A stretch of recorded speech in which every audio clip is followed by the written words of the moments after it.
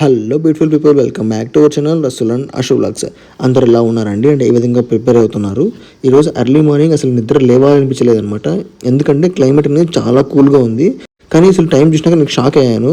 బయట చూస్తే ఏమో అసలు క్లైమేట్ 7 లేదు, అంత కూల్గా ఉందనమాట. నైట్ నుంచి ఫుల్గా వానబడి మొత్తం వాటర్ అంతా నిండిపోయింది. ఇంటి ముందరేమో చాలా అంటే చాలా కూల్గా ఉంది. సరే అని చెప్పి ఈ కూల్ క్లైమేట్ అరౌండ్ 7కి లేచి రెడీ అయ్యేసి ఇంకా స్టడీయాలకి బయలుదేరాయనమాట. స్టేడియానికి వెళ్ళిన తర్వాత మనం చేసే ఫస్ట్ పని అనేది టు డూ లిస్ట్ ప్రిపేర్ చేయడము. ఇంకా టు డూ లిస్ట్ అనేది లేట్ చేయకుండా ప్రిపేర్ చేశాను.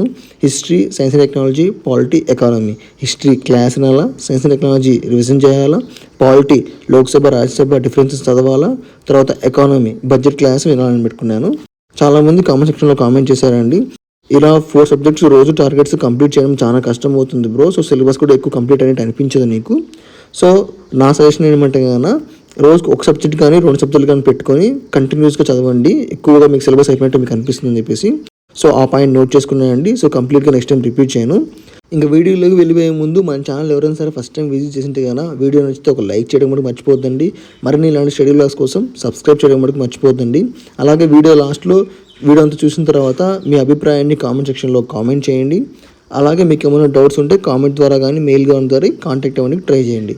ఇంకా హిస్టరీ విషయానికి వస్తే నిన్న హిస్టరీ గురించి నేను కొన్ని పాయింట్స్ సజెషన్స్ గురించి అడిగానండి. అంటే హిస్టరీ ఓన్లీ నోట్ మేకింగ్ చేయకుండా క్లాస్ వింటూ ఉంటే కొద్దిగా బోరింగ్గా అనిపించింది. సో నోట్ మేకింగ్ అనేది స్టార్ట్ చేశాను. సో దీని మీద మీ అభిప్రాయాలు ఏంటి? నోట్ మేకింగ్ చేయొచ్చా, చేయకూడదా? సో ఇలా ఆల్రెడీ హిస్టరీ చదివే వాళ్ళు ఉంటే ఎవరైనా సరే సజెషన్స్ ఇవ్వండి అని చెప్పి అడిగాను. చాలామంది రెస్పాండ్ అయ్యారు. అందరికీ పేరు థ్యాంక్స్ అండి. సో వాళ్ళు చెప్పిన పాయింట్స్ నేను నోట్ చేసుకున్నాను. అవి ఒకసారి చెప్తాను చూడండి. నోట్స్ రాయడం టైం కన్జ్యూమ్ అవుతుంది బ్రో. ఈ టైంలో నోట్ మేకింగ్ అనేది చాలా కష్టము. అదే కొన్ని సబ్జెక్ట్స్ రాయగలుగుతాము, 1-2 యూనిట్స్ రాయగలుగుతాము, మిగతావి రాయడం చాలా కష్టం అని చెప్పారు. సో ఆ పాయింట్ నోట్ చేసుకున్నాను అండి. సో నెక్స్ట్ నుంచి వచ్చే వీడియోస్లో ఈ నోట్ చేసుకున్న పాయింట్స్ రిపీట్ చేయకుండా ఉండడానికి ట్రై చేస్తాను నేను. రివిజన్స్ ఎక్కువ చేయండి బ్రో, నోట్ మేకింగ్ అంత ఇంపార్టెంట్ కాకపోవచ్చు అని చెప్పారు. ఫాస్ట్గా సిలబస్ కంప్లీట్ చేసి రివిజన్స్ ఎక్కువ చేసినామంటే కన్నా మనకు నోట్ మేకింగ్ పెద్ద ఇంపార్టెన్స్ ఉండకపోవచ్చు. ఇలా చేస్తే తొందరగా మనం ఎక్కువ రివిజన్స్ చేసే వరకు ఎగ్జామ్లో బాగా గుర్తొస్తాయి. తర్వాత రివిజన్ చేసిన తర్వాత బిట్స్ ప్రాక్టీస్ అనేది ఎక్కువగా చేయండి. ఆల్రెడీ మనం బుక్స్ కొనుక్కున్నామండి. సో చదివిన తర్వాత బిట్స్ ప్రాక్టీస్ చేస్తూ ఉంటే అది మీకు అంత నోట్ మేకింగ్ అవసరం ఉండకపోవచ్చు అని చెప్పారు. సో ఇది నోట్ చేసుకున్నాను. తర్వాత ఇప్పుడు మనం హిస్టరీ రమణ సార్ క్లాస్ ఉంటున్నాం కదండి, దాంట్లో కొంచెం సజెషన్స్ ఇచ్చారన్నమాట. సారు వెళ్ళే కొద్దీ మ్యాపింగ్ ద్వారా ఉపయోగించి మీకు హిస్టరీ క్లాసెస్ చెప్తారు. సో మీకు నోట్ మేకింగ్ అంత అవసరం ఉండకపోవచ్చు. ఎందుకంటే నేను సార్ మ్యాపింగ్ విని ప్రిలిమ్స్లో అలా మ్యాపింగ్ చేయడం వల్లే గుర్తుపెట్టుకుని నేను ఎగ్జామ్ బాగా క్లియర్ చేశాను. సో ఇప్పుడు మీరు కూడా అలా మ్యాపింగ్తో గుర్తుపెట్టుకోనికి ఒక స్టోరీ మాదిరి గుర్తుండిపోతుంది. సో నోట్ మేకింగ్ అనేది అవసరం ఉండదు అని చెప్పారనమాట. ఈ పాయింట్స్ అనేవి అన్నీ నోట్ చేసుకున్నాను నేను.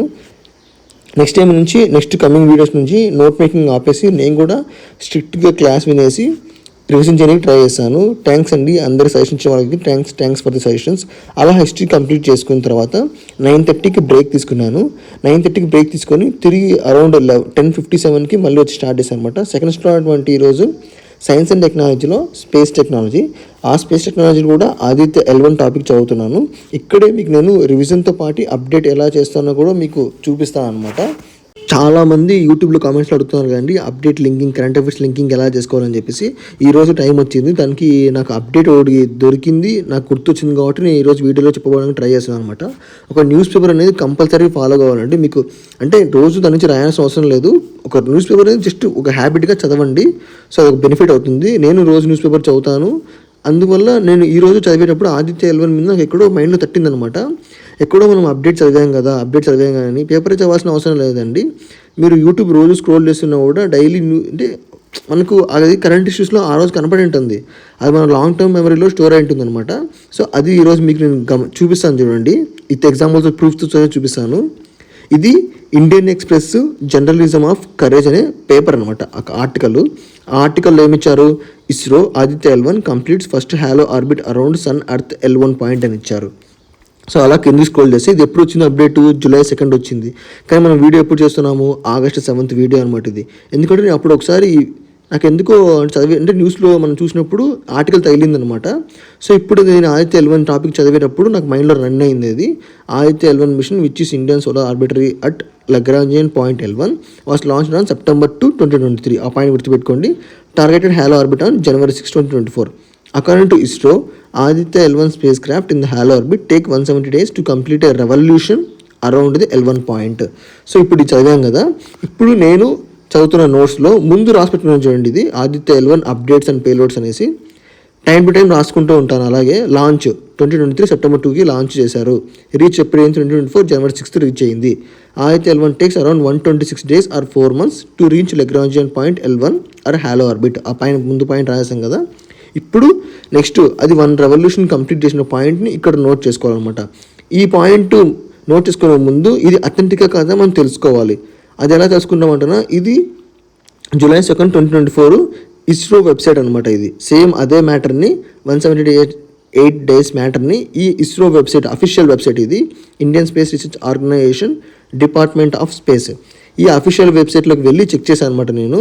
సో July 2 వాళ్ళు ఓకే ఈ అప్డేట్ వచ్చిందని చెప్పేసి మనకు అఫీషియల్గా నోటీస్ అనేది ఇచ్చారు. సో ఇలా చెక్ చేసుకున్న తర్వాతనే మనము రాసుకోవాలి ఏ మ్యాటర్ అయినా సరే. పేపర్లో వచ్చింది కానీ డైరెక్ట్ మనం రాసేయకూడదు. అఫీషియల్ వెబ్సైట్లో ఇంకా చాలా మ్యాటర్ ఇచ్చానండి, అది తిరిగేటప్పుడు ట్రాజెక్టరీ బయటికి వెళ్ళి ట్రై చేసిందని పాత కూడా ఇచ్చారు. సో అవన్నీ మనకు అనవసరము, మనకు కావాల్సిన పాయింట్ మనం రాసేయాలన్నమాట. Matter 1 complete revolution around L1 point ఎప్పుడు జరిగింది, అది 2024 July 2 అనమాట. 2024 July 2 ఈ అప్డేట్ని మనం August 7న చదువుతున్న రోజు మనం ఆర్టికల్ ఎప్పుడో చదివామని మైండ్లో గుర్తొచ్చి కాబట్టి నేను చెక్ చేశాను కాబట్టి రాశాను అనమాట. Takes 178 days in halo orbit. Halo ఆర్బిట్లో ఒక రెవల్యూషన్ కంప్లీట్ చేయడానికి 178 days అయిందని చెప్పేసి నేను ఎప్పుడో పేపర్లో ఒక article plus YouTube open scroll చేసేటప్పుడు ఎక్కడో ఎవరన్నా కానీ కంప్యూటర్లో పోస్ట్ చేయడం కానీ లేదంటే న్యూస్ ఆర్టికల్ ఆ రోజు కనపడి ఉంటే అది మైండ్లో గుర్తుకు వచ్చి ఈరోజు ఆదిత్య L1 టాపిక్ చదివేటప్పుడు నాకు మైండ్లో తట్టిందనమాట. సో అలా నేను నోట్ మేకింగ్ అనేది మ్యాక్సిమం చేస్తాను, కరెంట్ అఫైర్స్ లింకింగ్ అనేది మ్యాక్సిమం అలానే చేస్తుంటాను అనమాట. సో అలా సైన్స్ అండ్ టెక్నాలజీ కంప్యూటర్కి 12:43 అయింది. ఇంకా బ్రేక్ తీసుకొని తర్వాత ఈరోజు థర్డ్ స్లాట్ అయినటువంటి పాలిటీ చదవడం స్టార్ట్ చేశాను అనమాట. పాలిటీ రాజ్యసభ కంప్లీట్ అయిపోయింది, లోక్సభ కంప్లీట్ అయిపోయింది. లోక్సభ కంప్లీట్ అయిపోయిందంటే కదా, లోక్సభ అనేది చాలా ఉందన్నమాట. లోక్సభ కంటిన్యూషన్గానే ఫైనాన్స్ బిల్స్ అంటే ఏంది, మనీ బిల్ అంటే ఏంది, ఆర్డినరీ బిల్ అంటే ఏంది, ఎవరికి అధికారాలు ఉంటాయి, తర్వాత లోక్సభకు రాజ్యసభకు డిఫరెన్స్ ఏంది, ఇద్దరికీ కలిపి ఉండే అధికారాలు ఏంది, లోక్సభకు దేంట్లో ఎక్కువ అధికారాలు ఉంటాయి, రాజ్యసభకు దేంట్లో ఎక్కువ అధికారాలు ఉంటాయి, ఒక స్టేట్ మ్యాటర్స్ సంబంధించిన విషయాల్లో రాజ్యసభకు మాత్రమే అధికారాలు ఉంటాయని. సో కొన్ని పాయింట్స్ మనం డీటెయిల్గా చదువుకోవాలన్నమాట. ఇద్దరు జాయింట్ సెషన్స్ దేంట్లో కూర్చోబెట్టచ్చు, దేంట్లో కూర్చోబెట్టకూడదు, తర్వాత మనీ బిల్స్ లోక్సభకి ఎందుకు పరిమితి ఉంటాయి, రాజ్యసభకి ఎందుకు రావు. సో ఇలా చాలా మ్యాటర్స్ కంప్లీట్ చేసుకున్నాను అనమాట. అలా కంప్లీట్ చేసినాక టైం వచ్చేసి అరౌండ్ 6 అయింది. సో 6కి మాకు ఇంట్లో నుంచి ఫోన్ వచ్చిందనమాట. సో ఈరోజు వర్క్ ఉంది బయటికి వెళ్ళాలని చెప్పేసి ఇంకా ఇక్కడితో షెడ్యూల్ అనేది కంప్లీట్ చేశాను. సో ఇది గైస్ ఓవరాల్గా వీడియో అనేది.